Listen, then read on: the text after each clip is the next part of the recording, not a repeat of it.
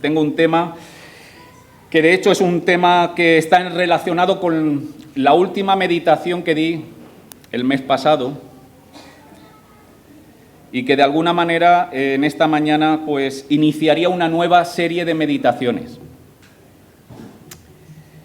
Voy a comenzar con una imagen, o con una reflexión, mejor dicho.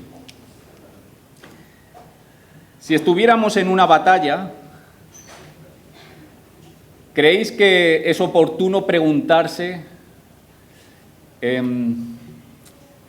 por qué lado, por qué lugar de la ciudad que estamos defendiendo es el lado más vulnerable?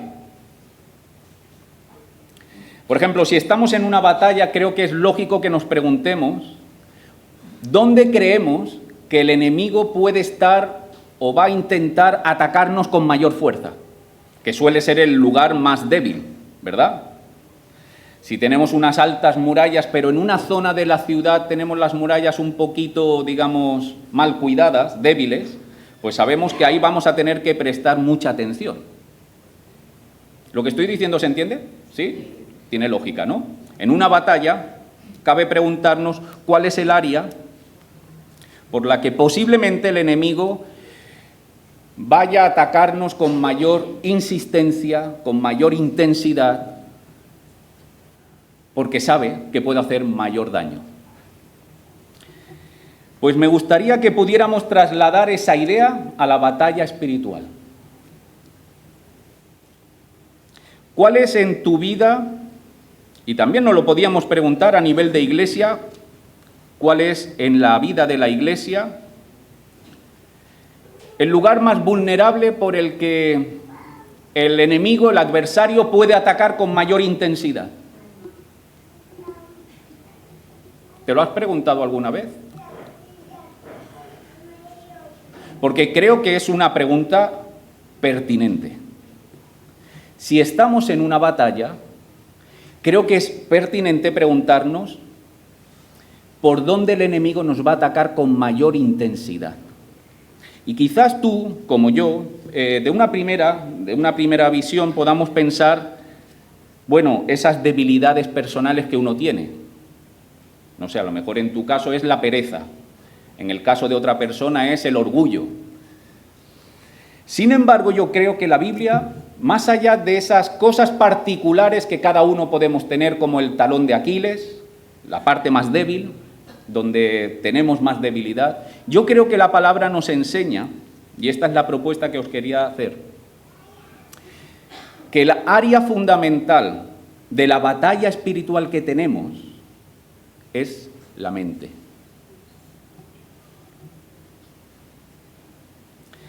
Permitirme dar un paso atrás, porque a lo mejor hay muchos aquí que ni siquiera tienen la conciencia de estar en batalla. Claro, si no tienes conciencia de estar en batalla, es que el enemigo ya ha hecho gran parte de su trabajo.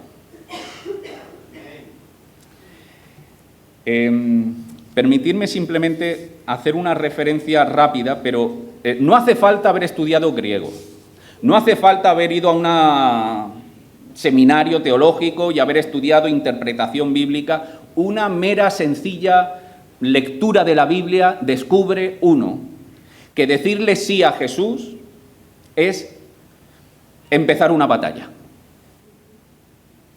Y además la Biblia no lo esconde, lo enseña de todas las maneras posibles.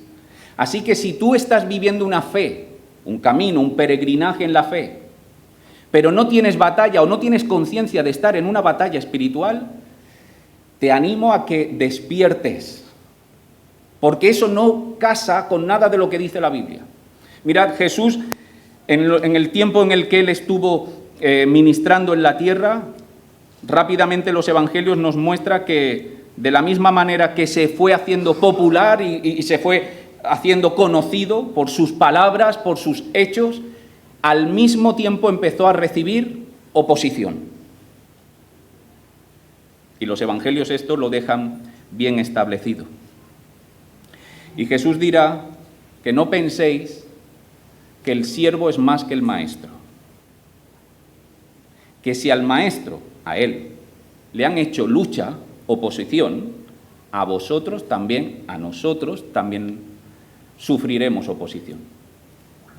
Bienaventurados cuando por mi causa os vituperen, os persigan, digan toda clase de mal contra vosotros, gozaos y alegraos porque vuestro galardón es grande en los cielos. Si fuerais del mundo, el mundo amaría lo suyo, pero porque no sois del mundo, antes yo os elegí del mundo, por eso el mundo os aborrece.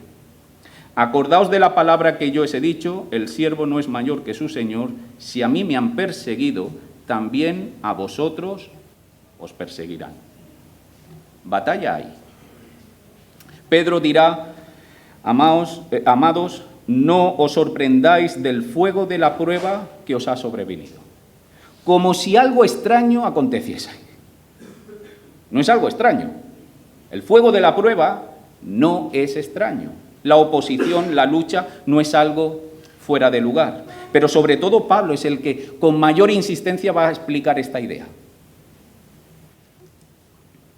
Tú, pues, le dice a Timoteo, a la siguiente generación, sufre penalidades como buen soldado. ¿Por qué es un soldado?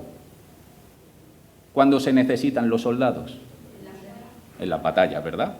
Pues tú, Timoteo, como buen soldado de Jesucristo, sufre penalidades. Ninguno que milita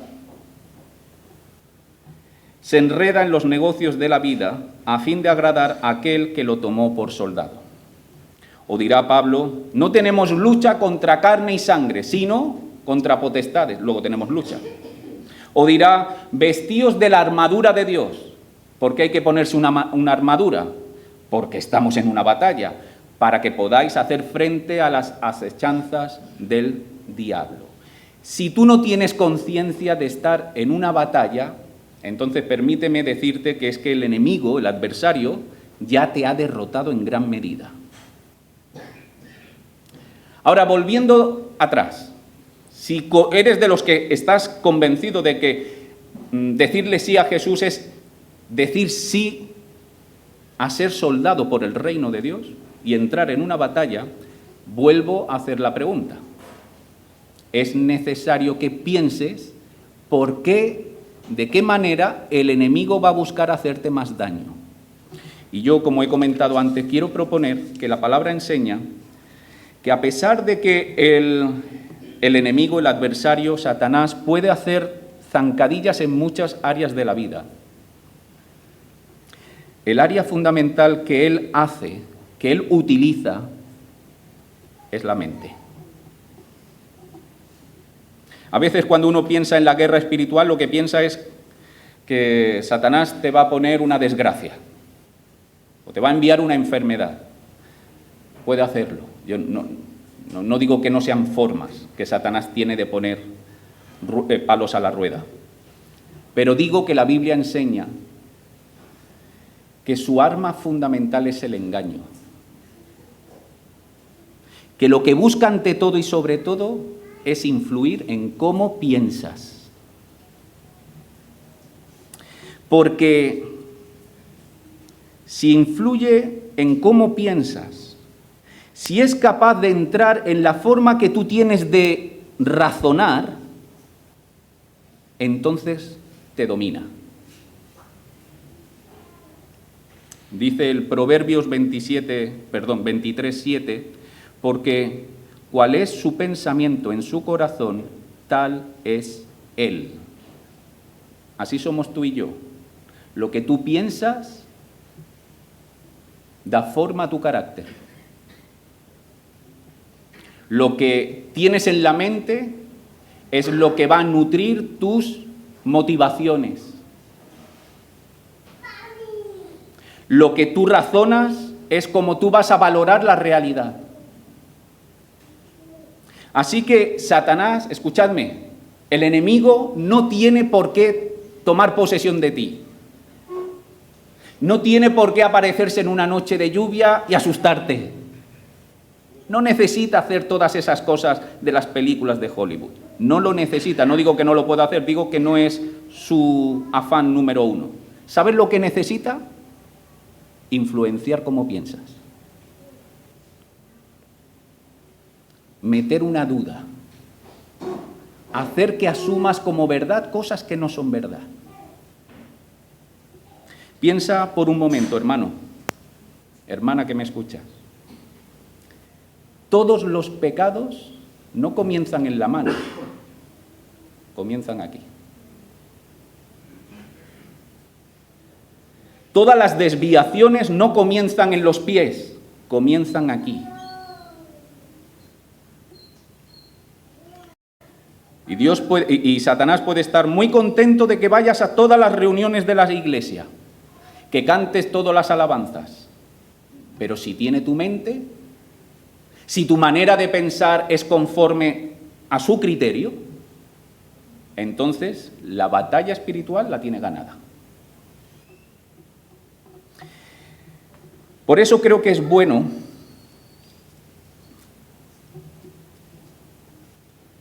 que nos paremos a pensar en cómo pensamos. ¿Te has parado a pensar en cómo piensas? ¿Cómo juzgas? ¿Qué verdades has asimilado así? Las das por hechas. Mirad, hermanos, en la Iglesia, a nivel histórico, hay como dos movimientos que yo creo que son dos desviaciones de esto que estamos hablando. Hay movimientos cristianos que se hicieron tan intelectuales, que cayeron en un intelectualismo, en el que llegaron a pensar que si pensaban, no necesitaban a Dios. Y hay otros movimientos que piensan lo contrario, que si tienen a Dios no necesitan pensar. Pero la Biblia rechaza estas dos ideas. Tú estás llamado a pensar bajo la verdad del reino de Dios. Es bueno que pensemos qué estrategia utiliza Satanás en la batalla espiritual de la mente. Algo ya mencionamos en la última predicación, pero quiero simplemente recordarlo. Fijaros cómo desde el principio la serpiente engañosa engañó a Eva. Y allí no le engañó trayéndole un susto. Allí no le engañó a Eva diciéndole, te voy a llevar a una enfermedad, te voy a arrojar por un barranco. Así no se presentó Satanás. Se presentó con una duda, con que os ha dicho Dios. Lanzó esa semilla en la mente. Y solo tuvo que abonarlo un poquito. Sabe Dios que el día que comas se abrirán vuestros ojos y seréis como Dios. Y en la mente hizo todo el proceso. Y cuando Eva ya coge del fruto y lo muerde, consumó el pecado, pero el pecado ya empezó aquí. Empezó a escuchar esa voz del engañoso, del que engaña, y le empezó a verla como, esto tiene algo de lógica. Es posible que Dios no sea del todo bueno. Cuando saltamos del jardín del Edén con Eva y Adán y la serpiente, al desierto, como vimos también la última vez que compartí con vosotros, al desierto con el segundo Adán, Jesucristo, ¿qué hizo en esa batalla espiritual que Jesús tiene que sufrir en el desierto? ¿Qué hizo Satanás? ¿Se le apareció con una cara diabólica para asustarlo? ¿Le amenazó con arruinar su vida? Lo único que hizo fue lo mismo que le hizo a Eva. 40 días y 40 noches sin comer, ¿verdad, Jesús? Tienes hambre. Si eres el Hijo de Dios, haz que las piedras se conviertan en pan. Si eres el Hijo de Dios. Dios le acababa de decir en el capítulo 3 de Mateo que este es mi Hijo amado, en quien tengo complacencia. La serpiente vuelve con el engaño. Mirad, hermanos, pensad en la historia de Abraham y Sara. ¿Qué pensó Sara y Abraham cuando Dios le había dado una promesa de tener un hijo? A lo mejor Dios no es del todo consciente de la edad que yo tengo. Algo de esto me ha comentado Sara, justamente en el tiempo de alabanza. ¿Dónde empezó el tropiezo espiritual de Abraham y de Sara? Aquí. Empezaron a pensar, a lo mejor este plan no está del bien claro, vamos a ayudarle y vamos a tener un hijo con la sierva de Sara y lo vamos a tener como que es hijo nuestro. Piensa por un momento en el pueblo de Israel. Piensa en el pueblo de Israel cuando fue liberado de Egipto. Un pueblo que era esclavo y tenía, por decirlo así, cadenas, ¿verdad? Y ven la manifestación poderosa de un Dios que es capaz de poner de rodilla el imperio más grande de aquella época y a través de las plagas libera al pueblo de Israel. Y cuando llegan al mar, el mar se abre. Y cuando llega el ejército de Faraón, el mar se cierra y acaba con toda posibilidad de volver a ser esclavos. Las cadenas externas y físicas del pueblo de Israel se han caído, pero las cadenas y la mentalidad de siervo no se habían caído.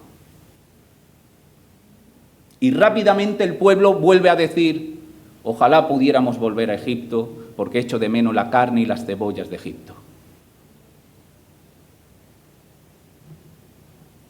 Piensa en los discípulos. ¿Cuántas veces Jesús les tuvo que hacer ver que su manera de entender el reino de Dios no era la manera de entender de Dios? Acompañarme, por ejemplo, al capítulo 20 de Mateo.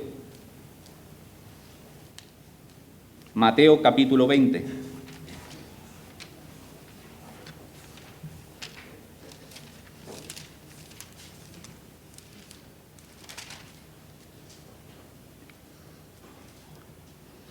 Y mirad cómo hay toda una diferencia en la mentalidad de qué significa ser el mayor en el reino del cielo, de los cielos. Dice en el verso 20 del capítulo 20, Mateo 20, 20. Entonces se le acercó la madre de los hijos de Zebedeo con sus hijos, postrándose ante él y pidiéndole algo. Y él le dijo, ¿qué quieres? Ella le dijo, ordena que en tu reino se sienten estos dos hijos míos, el uno a la derecha, el otro a la izquierda, como todas las madres, ¿verdad? ¿Qué hacen las madres? ¿Qué quieren para sus hijos? Lo mejor, ¿verdad? ¿Y qué está entendiendo esta mujer? Y por cierto, detrás de esta mujer, los discípulos. ¿Qué están entendiendo? Que estar en la derecha y en la izquierda, pues ¿qué ocurre cuando uno está en la derecha del rey? Pues que tiene honor, ¿no? Que está en una posición de privilegio, de poder, de dignidad. Esto es lo que está buscando la madre. Jesús le responde, verso 22, entonces Jesús respondió y dijo, no sabéis lo que pedís. Tu manera de pensar es la manera de este mundo. Tienes el criterio del adversario. Fijaros lo que dirá a partir del verso 25. Entonces Jesús llamándolos dijo, ¿sabéis que los gobernantes de las naciones se enseñorean de ellas y los que son grandes ejercen sobre ella potestad? Mas entre vosotros no será así, sino el que quiera hacerse grande entre vosotros será vuestro servidor. ¿Qué estás pidiendo, madre de Zebedeo, de los hijos de Zebedeo? ¿Qué estás pidiendo? Pero dejadme ir a un pasaje que para mí es un pasaje quizá referente en cuanto a este tema. Acompañarme a Mateo 16. ¿Me estáis siguiendo? ¿Me estáis pudiendo o me estoy haciendo entender? Estoy consiguiendo trasladar la idea de que hay un problema en nuestra batalla espiritual que se sitúa aquí y que tiene raíces muy profundas y que la palabra nos está intentando hacer ver que necesitamos pensar de otra manera. Acompañadme al capítulo 16 de Mateo y vamos a ver uno de los pasajes más conocidos de la Biblia, posiblemente, que tiene multitud de cosas que enseñar en multitud de temas, pero yo no me voy a entretener en ellos, voy a ir simplemente al tema que en esta mañana quisiera compartir. Mirad, estamos en el capítulo 16. En el Evangelio de Mateo, Jesús ya ha comenzado su ministerio, ya ha dado grandes enseñanzas, el Sermón del Monte ya ha sido dado, ha dado muchas enseñanzas, los discípulos ya llevan tiempo con él, andando, los discípulos han podido ver a este maestro cómo enseña y cómo hace portentos, milagros. Y en el capítulo 16, verso 13, Jesús hace un parón, por decirlo así, y quiere saber qué piensa la sociedad sobre él. Ya se ha ido manifestando. ¿Qué piensan la sociedad, los hombres, acerca de él? Viniendo Jesús a la región de Cesarea de Filipo, preguntó a sus discípulos, diciendo: ¿quién dice los hombres que es el Hijo del Hombre? ¿Qué piensan? ¿Qué mentalidad tienen? Cuando piensan en mí, ¿qué están viendo? Ellos le dijeron, y seguramente porque los discípulos, al ser más y al ser personas que estarían moviéndose en las ciudades que iban llegando, tenían mejor recepción de lo que la gente estaba diciendo acerca de Jesús. Ellos dijeron, unos Juan el Bautista, otros Elías y otros Jeremías o alguno de los profetas. La mentalidad de estos hombres de la sociedad en cuanto a la identidad de quién es Jesús es que es un gran profeta, un gran hombre. Hasta ahí llega. Algo bastante parecido a la mentalidad de hoy, ¿no? El pensamiento de hoy de Jesús es que es un buen hombre, un maestro de moral, un revolucionario, algunos dicen un comunista, no sé muy bien, pero entended, estas son las ideas. Nadie dice que Jesús es malísimo. Entonces, bueno, es un gran hombre. Bueno, aquí es algo más religioso, más en la realidad de la cultura hebrea, un profeta, Jeremías, Elías, pero hasta ahí llega. Ahora Jesús traslada la pregunta a los discípulos. Esta es la mentalidad de los hombres. Pero vosotros, discípulos, habéis estado conmigo compartiendo el camino. Me habéis visto día a día, me habéis visto cómo hablo, cómo actúo. Me habéis visto por la mañana, pero me habéis visto por la noche y al mediodía, cuando estaba cansado y cuando no estaba cansado. Vosotros, ¿qué mentalidad tenéis? ¿Qué pensamiento tenéis? ¿Y vosotros quién decís que soy yo? Respondiendo Simón Pedro dijo: tú eres el Cristo, el Hijo del Dios viviente. No eres un hombre más, no eres un profeta más, tú eres el Mesías, el Hijo de Dios viviente. Y a esto Jesús le responde: bienaventurado eres Simón, hijo de Jonás, porque no te lo reveló carne ni sangre, sino mi Padre que está en los cielos. Mira, la respuesta que acabas de dar, Simón, lo que tu mente, en base a tu experiencia, a lo que has visto de mí, lo que acabas de proclamar, lo que tu mente acaba de determinar, está en sintonía con la verdad de Dios. Ha sido, de hecho, Dios el que te lo ha revelado. Ha sido la verdad de Dios el que te lo ha dado. No viene de carne y de sangre, no viene de tu propia meditación, de que tú te has encerrado en un cuarto y eres una persona muy sensible espiritualmente, muy listo, muy sabio y has llegado a esa conclusión. Es que tu pensamiento se ha alineado a la verdad de Dios. Y has venido a ser, Simón, portavoz de la verdad. Eres bienaventurado.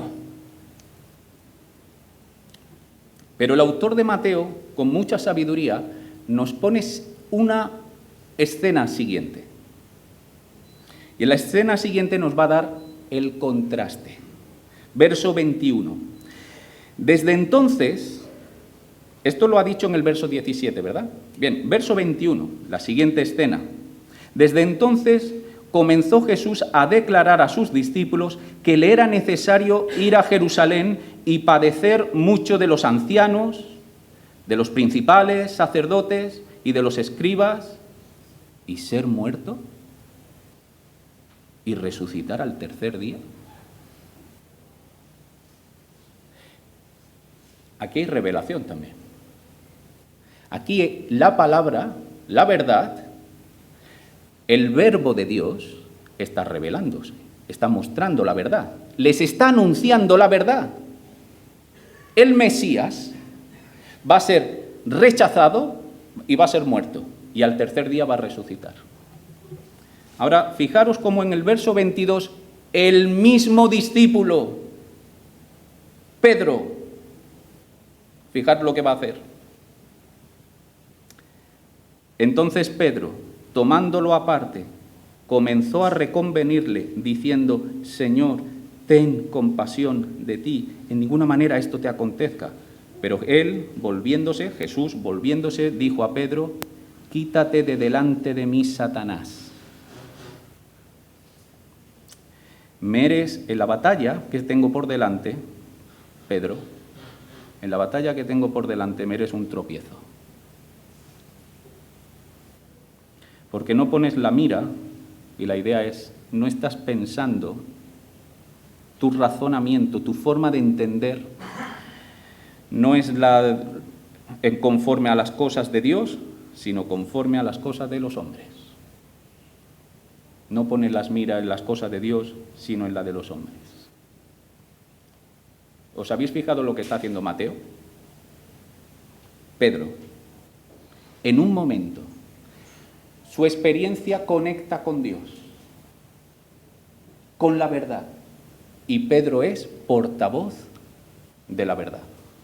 Y en la siguiente escena, su mente no se conforma a la verdad que Jesús le acaba de revelar, que va a tener que ser rechazado y muerto, y resucitado al tercer día. Y él resiste a esta verdad. ¿Por qué resiste Pedro a esta verdad?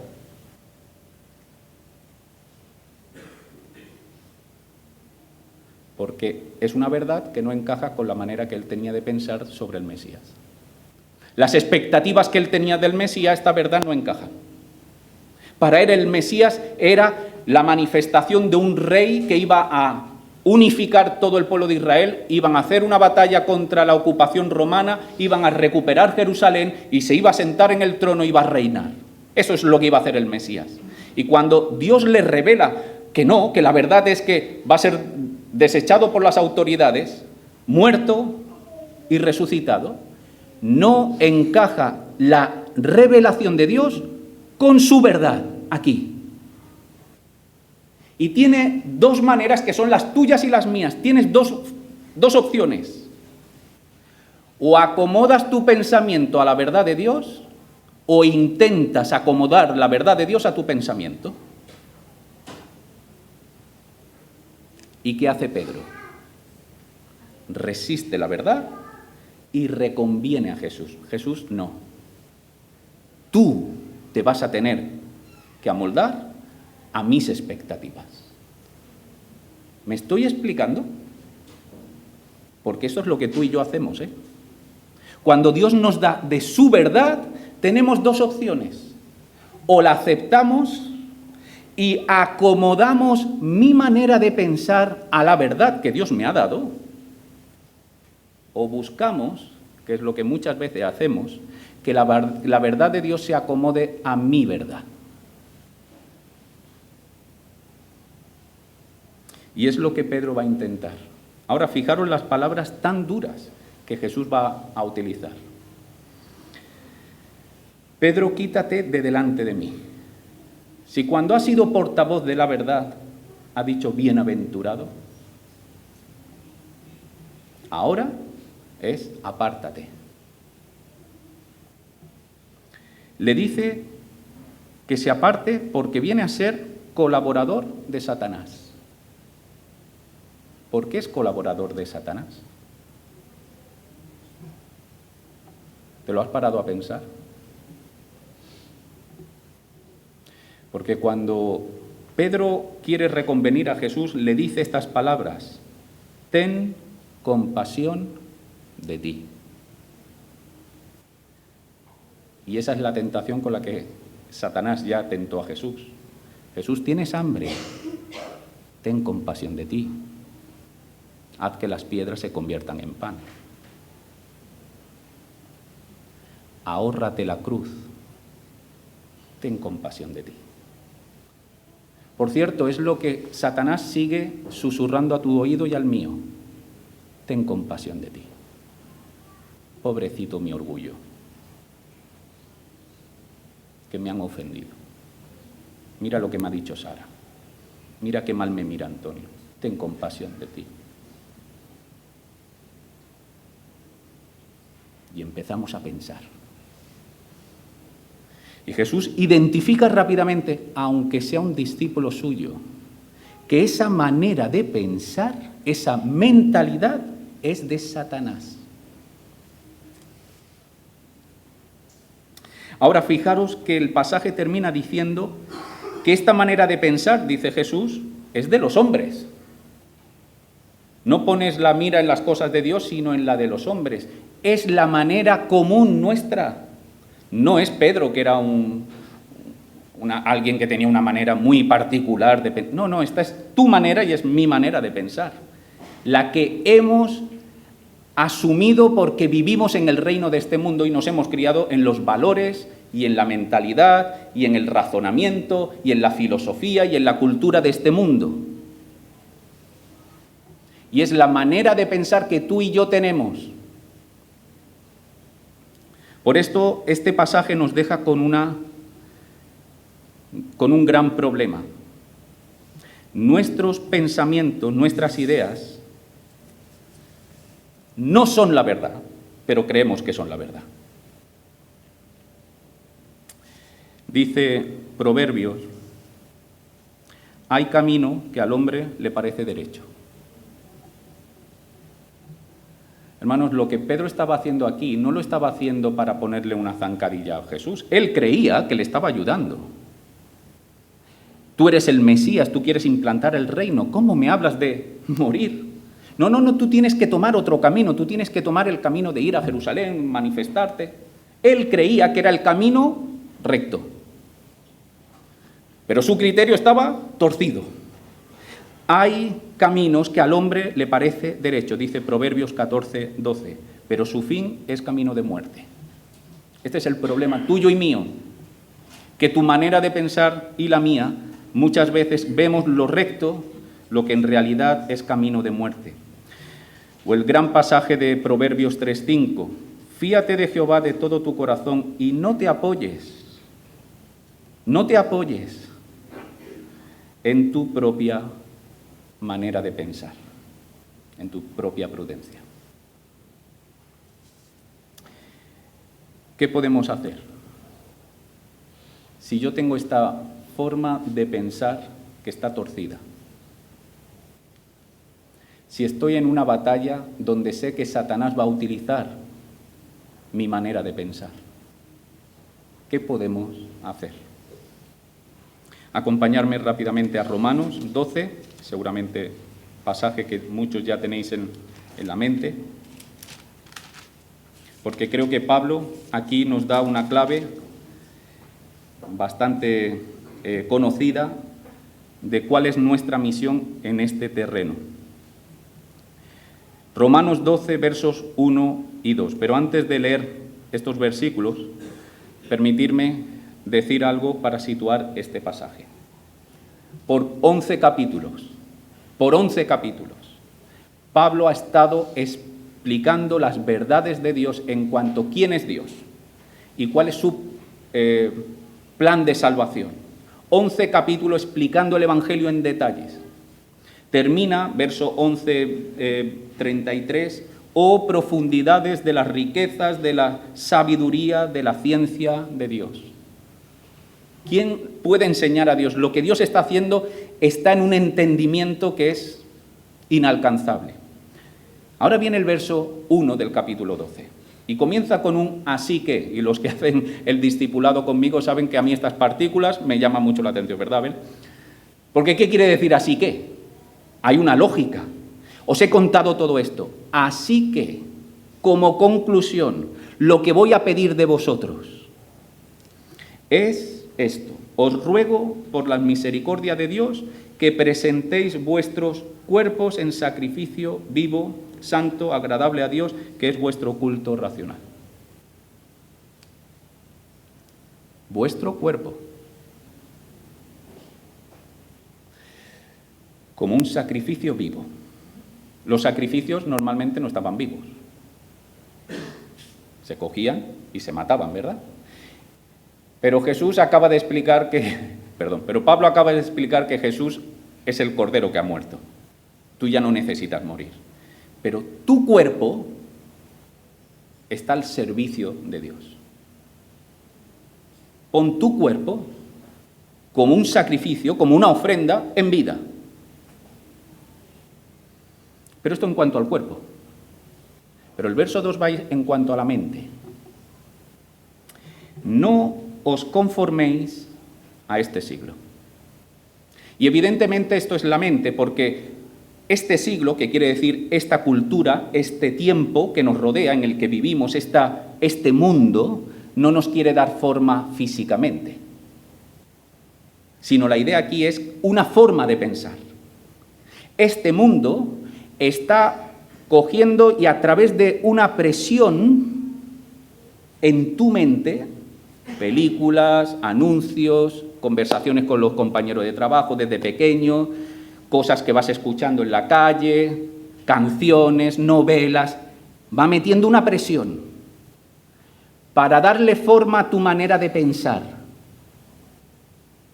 para que tu forma de pensar sea amoldada a los valores y principios de este mundo. Y el príncipe de este mundo, ya sabemos quién es. Y Pablo dice, no os conforméis, no toméis la forma. ¿Cuál es la alternativa? Sino transformaos. Dejadme dar un detalle aquí. Lo que Pablo está diciendo es que no hay un espacio neutro.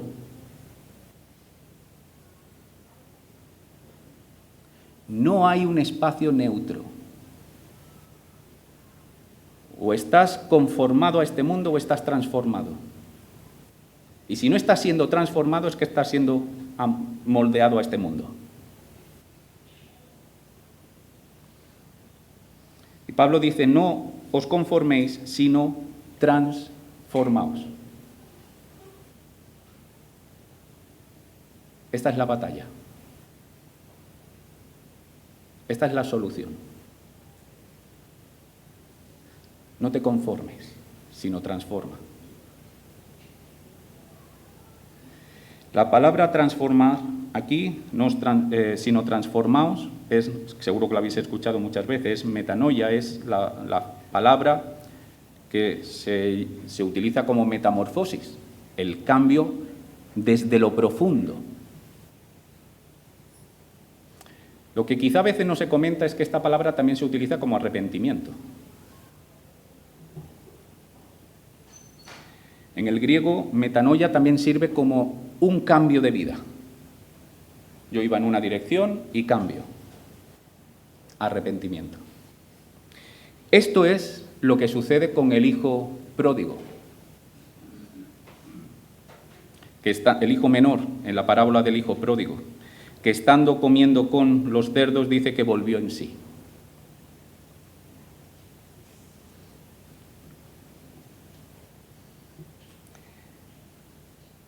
Pablo nos da no solamente las dos opciones, o estamos tomando el molde de este mundo en nuestra mente, o nos estamos transformando, sino que nos estamos transformando, sería la opción, conforme a la verdad de Dios.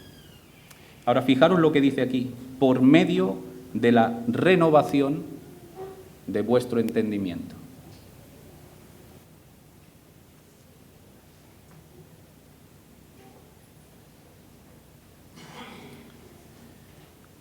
Lo que Pablo nos está señalando es que en la batalla de la mente, tu mente tiene que ir siendo renovada.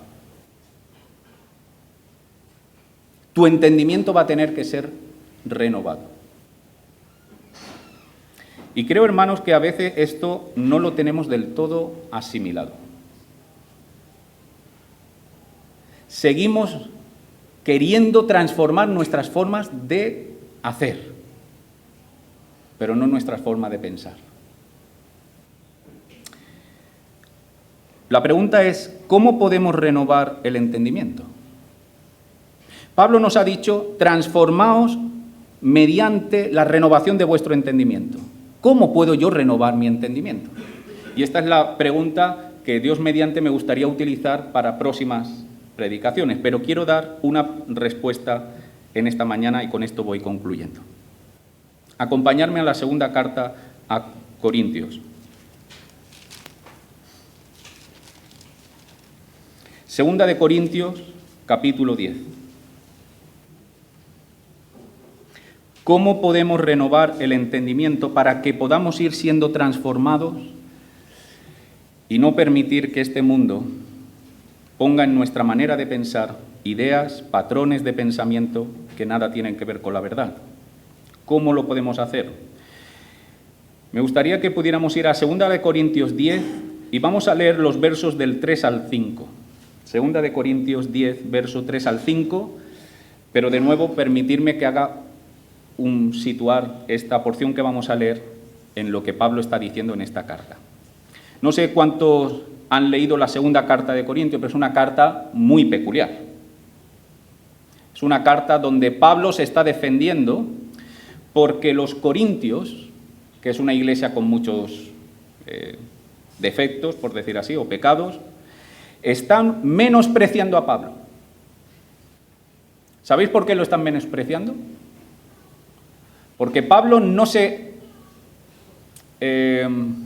acerca al patrón que los corintios tienen de lo que es un apóstol con gloria y con pompa. Y le empiezan a criticar y dice, por carta es muy osado, pero en la presencia no tiene palabra, su oratoria es torpe. Y empiezan a insultarlo. Fijaros lo que dice capítulo 10, verso 7. Dice Pablo, les dice, miráis las cosas según la apariencia. Iglesia de Corintio, estáis juzgando con un patrón de este mundo. Fijaros lo que dice el capítulo 11, verso 3. Pero temo que como la serpiente con su astucia engañó a Eva, esto no suena, ¿no? Vuestros sentidos sean de alguna manera extraviados de la sincera fidelidad a Cristo.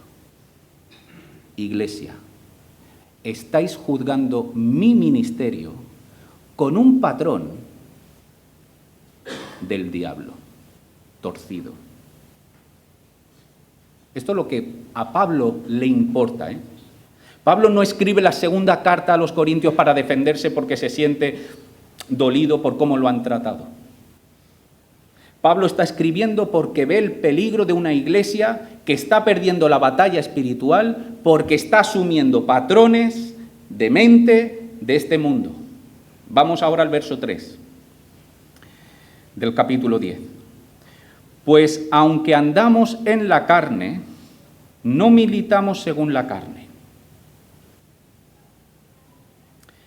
Porque las armas de nuestra milicia, fijaros cuántas palabras de guerra, milicia, armas, no son carnales. Mirad, yo soy humano y vivo en este mundo, y aunque estoy en la carne, cuidado, no ando con armas de esta carne. En aquella época era muy fácil tener grandes oradores que le daban regalaban los oídos. Y entonces cogían mucho dinero de las gentes. Y Pablo dice, yo no voy a utilizar las armas, las astucias, los espectáculos, las formas de este mundo. Yo ando en este mundo, pero yo no voy a coger las armas de este mundo. Verso 4, porque las armas de nuestra milicia no son carnales, sino poderosas en Dios para la destrucción de fortalezas. Está hablando de una batalla, ¿eh? Fortalezas. ¿Sabéis lo que son las fortalezas? Los lugares fortificados donde el enemigo se ha hecho fuerte. Valga la repetición. Fortaleza es porque se han hecho fuertes. No es una pequeña cabañita, no, se han hecho ahí una fortaleza. Y dice Pablo que él utiliza armas poderosas en Dios. ¿Por qué son poderosas? Porque son en Dios, no depende de la astucia de Pablo. No vine a vosotros con palabras grandilocuentes, dirá Pablo a los tesalonicenses. Le dirá también a otras iglesias, me propuse hablar de Cristo y de Cristo crucificado. Él no ha venido con... pero son poderosas porque son en Dios. Y mirad cómo se manifiesta la fortaleza o el poder de estas armas en Dios. Para la destrucción de fortalezas.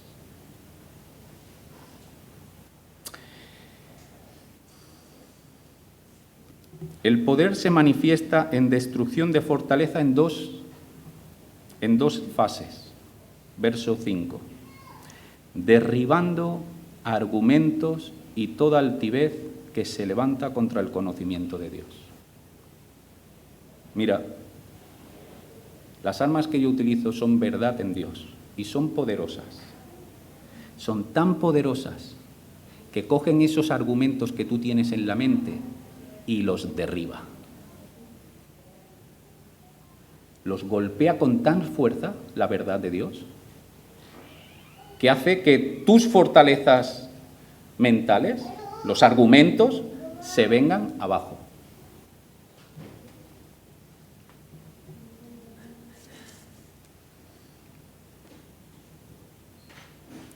La segunda fase,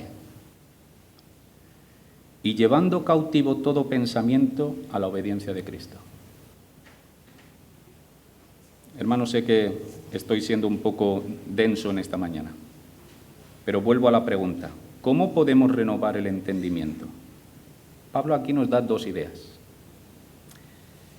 Sométete a la verdad de Dios. Permite que la verdad de Dios derribe los argumentos que tú tienes aquí. Esos argumentos que son fortalezas, no son pensamientos banales que se cruzan por la mente. No, esas ideas que tú tienes como asimiladas. Permite que la palabra, que Dios en su verdad derribe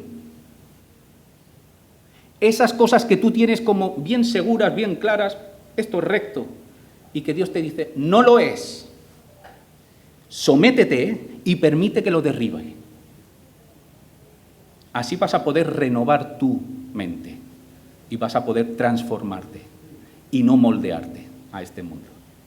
Y la segunda, coge todos los pensamientos que tenga, esos son en cuanto a las fortalezas, los argumentos que lo derribe, la verdad. Y todos los pensamientos que tú tengas, llévalos a la luz de Cristo y somételo a Él. Dice, llevando cautivo todo pensamiento a la obediencia de Cristo. Permite que la voz de Dios derribe con sus armas fuertes y poderosas los argumentos que tienes instalado, formateado en tu mente, que vienen de serie. Deja que Dios reformatee tu mente. Y todos los pensamientos que tengas, llévalo al señorío de Cristo. Y dile, Cristo, ¿esto es verdad? ¿Esto se sujeta a ti o no? Si os fijáis, esto que está haciendo Pablo es justo lo contrario de lo que no hizo Pedro en lo que hemos visto, el segundo Pedro. ¿Qué hizo Pedro cuando escuchó la verdad de Jesús, diciéndole, yo el Mesías voy a sufrir, voy a ser rechazado y voy a morir? ¿Qué hizo Pedro? Primero se resistió. Esto no coincide con con mi fortaleza de cómo es el Mesías. Y segundo, no lo llevó a Cristo y le dijo, Señor, explícamelo porque... No, le reconvino. No, esto nunca te va a acontecer a ti. Jesús, tú te vas a tener que someter a la visión que yo tengo de cómo tiene que ser Jesús.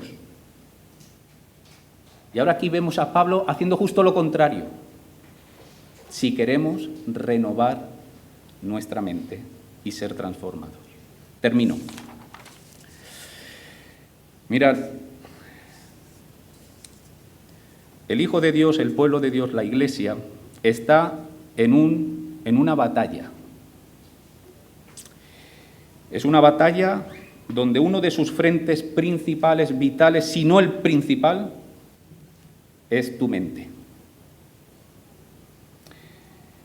Lutero dijo en cierta ocasión, sabéis que Jesús dijo esto de que cualquiera que mira a una mujer para codiciarla, ya pecó con ella en el corazón. Y Lutero, creo que era comentando este pasaje, dijo que él no podía evitar que los pájaros pasasen por encima de su cabeza, pero sí podía evitar que hicieran nido en su cabeza. El problema es que los pájaros ya han hecho nido en nuestra cabeza. No han hecho nidos, tienen una residencia.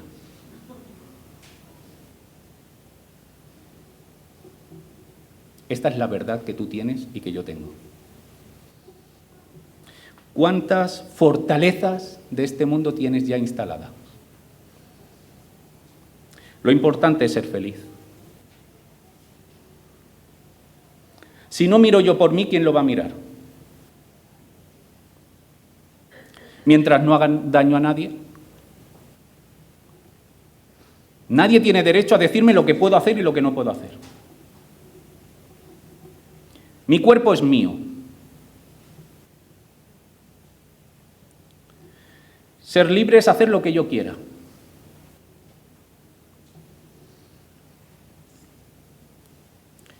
Sigue lo que dice tu corazón, lo que dicte tu corazón. Antes de ayudar a otros, ayúdate a ti mismo. Lo que falta en este mundo es autoestima.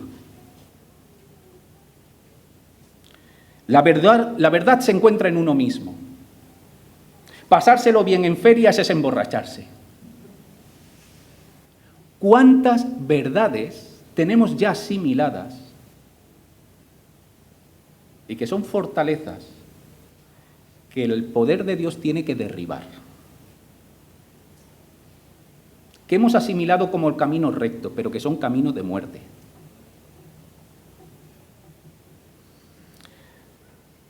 ¿Cómo juzgamos la obra de Dios?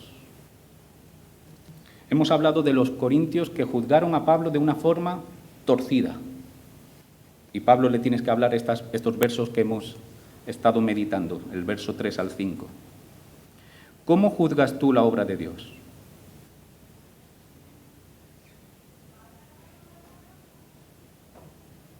¿Valoras la alabanza no por la verdad que cantas, sino por lo que te hace sentir? ¿Por lo bonito que suena? ¿Valoras la palabra predicada no porque sea fiel a la verdad, sino porque te entretiene? ¿Juzgas a una iglesia no por lo que tú puedes servir en el reino de Dios, sino por lo que la iglesia te puede ofrecer? Actividades para tus hijos, para ti, para el matrimonio. Tienen muchas actividades. ¿Cómo juzgas la iglesia? Hermanos, este es un tema amplio y hay mucho, pero yo en esta mañana te quiero retar a que despertemos. Estás en una batalla y tu mente es el campo donde se va a hacer la lucha patente, diaria. Considera cuáles son las fortalezas que el enemigo ha instalado en tu forma de pensar y que la palabra quiere derribar, porque de ella dependerá la victoria en esta guerra espiritual. Señor, te quiero pedir que, a pesar de la torpeza de mi forma de expresar las ideas, sea tu Espíritu, Señor, como siempre, el que lleve vida al corazón y a la mente de tu iglesia, de tu pueblo. Señor, ayúdanos a entender que tú no quieres simplemente que seamos un pueblo que hace cosas religiosas, sino que quieres transformar nuestra manera de pensar para que nuestros deseos estén alineados a tus deseos. Señor, danos la valentía y la luz para ver cuántas veces, Señor, hemos asimilado como recto lo que este mundo ha llamado recto, pero lo que tú no has aprobado como recto. Danos la valentía y la humildad para permitir que las armas poderosas en ti derriben con toda la fuerza esas ideas que están torcidas. Que este mundo, Señor, utiliza como moneda de cambio, como cosas inmutables, pero que no se ajustan a tu verdad.